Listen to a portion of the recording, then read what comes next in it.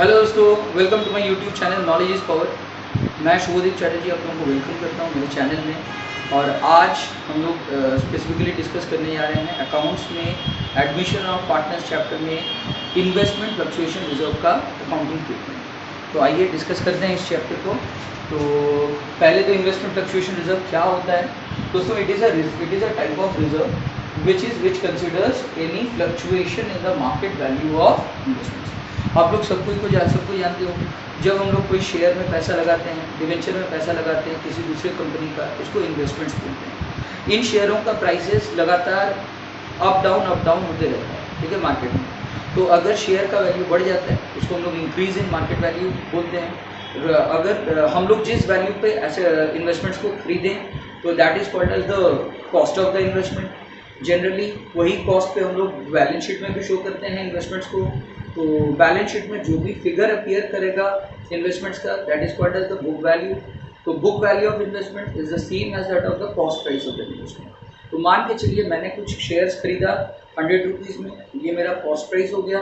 इन share का market में इसका प्राइस बढ़ करके हो गया 150 रुपीज़। तो I gained due to increase in the market value beyond its book value by rupees 50। 50 रुपया का मेरे को फायदा दिख रहा है।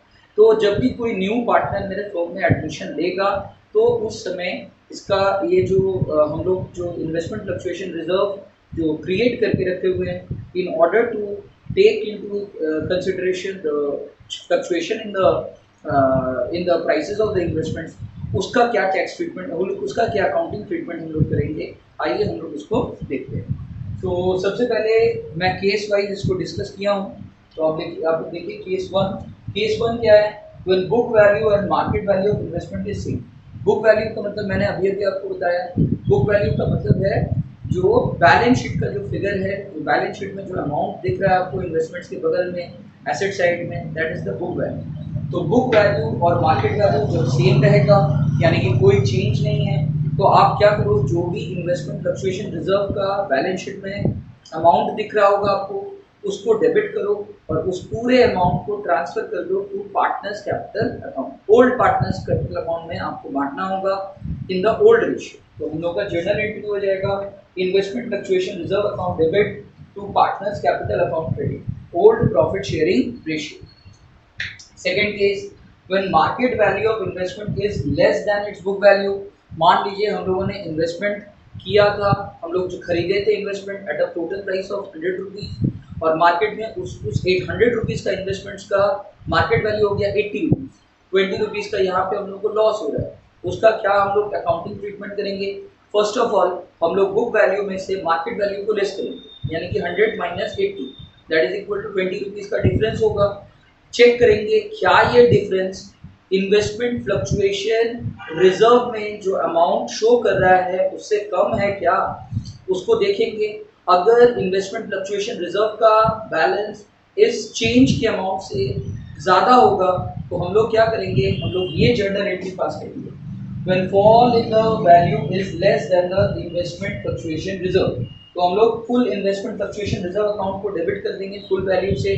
उसके बाद मैं आपको दिखाता हूँ, थोड़ा सा ये ढक गया होगा, तो आइए देखते हैं। तो investment fluctuation reserve account debit कर देंगे फुल वैल्यू से, जो भी बैलेंस शीट में दिख रहा होगा। जो डिफरेंस आया book value minus market value, मेरे एग्जांपल में 20 रुपीज़ का जो डिफरेंस आया था उसको क्रेडिट कर देंगे इन्वेस्टमेंट अकाउंट में। और अब 100 में से 20 को लेस करेंगे, 80 रुपीज़ आएगा। 80 रुपीज़ जो होगा उसको हम लोग बांट देंगे to old partners capital account in the old profit sharing ratio. I hope चीज़ें क्लियर हैं। प्लीज़ मेरे चैनल को लाइक करिए, शेयर करिए और सब्सक्राइब करिए मेरे चैनल को। Knowledge is power. हेलो दोस्तों, तो हम लोग कंटिन्यू करते हैं अपने वीडियो को। तो अब सेकेंड वाला पॉइंट आप देख सकते हैं, when fall in the value of investment is equal to investment fluctuation reserve. जब इन्वेस्टमेंट फ्लक्चुएशन रिजर्व और जितना का फॉल हुआ है in the market price of investment both are equal, तब आपको पूरा का पूरा इन्वेस्टमेंट फ्लक्चुएशन रिजर्व अकाउंट को डेबिट करना है और क्रेडिट कर देना है इन्वेस्टमेंट अकाउंट, ठीक है। और कुछ नहीं करना है, कोई रेशियो में आपको बांटने का जरूरत नहीं। Third case, when the fall in the value is more than the investment fluctuation reserve. जब इन्वेस्टमेंट फ्लक्चुएशन रिजर्व से भी जितना का जो अमाउंट है उससे भी ज़्यादा मार्केट प्राइस इन्वेस्टमेंट का डिक्रीज कर गया है। तो हम लोग यहाँ पे देख रहे हैं कि एक तरह का लॉस होगा। मान लीजिए इन्वेस्टमेंट फ्लक्चुएशन रिजर्व 100 रुपीज़ का है, फॉल अपने आप में 150 रुपीज़ का हो गया है, तो 50 rupees is a clear cut case of loss. तो we will have to debit the revaluation account by 50 rupees.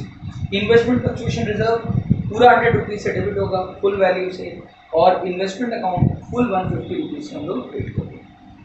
When market value is more than the book value, अब इंक्रीज हो रहा है। अब तक फॉल डिस्कस कर रहे थे, अब हम लोग डिस्कस कर रहे हैं कि अगर हम लोगों का जो मार्केट वैल्यू है इन्वेस्टमेंट का वो अगर इंक्रीज करेगा और उसका बुक वैल्यू से भी उसका मार्केट वैल्यू ज़्यादा हो जाएगा तो क्या करेंगे? तो 3 एंट्री करेंगे दोस्तों।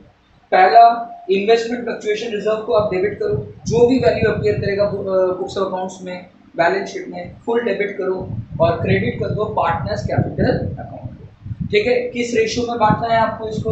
You have to distribute it in the old ratio, पुराना रेशियो में आपको बांट देना है इन्वेस्टमेंट फ्लक्चुएशन रिजर्व। पहला entry. Second entry, market value से बुक वैल्यू को रिड्यूस करिए। देखिए एक डिफरेंस आएगा, ये आपका गेन है, उतना का गेन आपको क्या करना क्या है, इन्वेस्टमेंट अकाउंट को आप डेबिट करो और रीवैल्यूएशन अकाउंट को आप क्रेडिट करो, जो गेन अमाउंट है। इसके बाद रीवैल्यूएशन अकाउंट को आप डेबिट करो और पार्टनर्स कैपिटल अकाउंट में आप इसको बांट दो, जो गेन अमाउंट है आपका। यानी कि ये हो जाएगा ओल्ड रेशियो, पुराना रेशियो में आप इसको बांट। तो यहाँ पे 3 एंट्री हो रहा है दोस्तों, एक बार फिर से मैं बताता हूँ।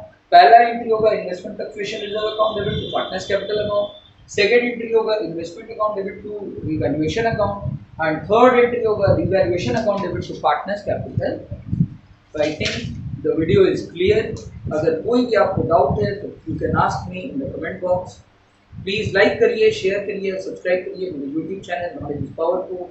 Thank you.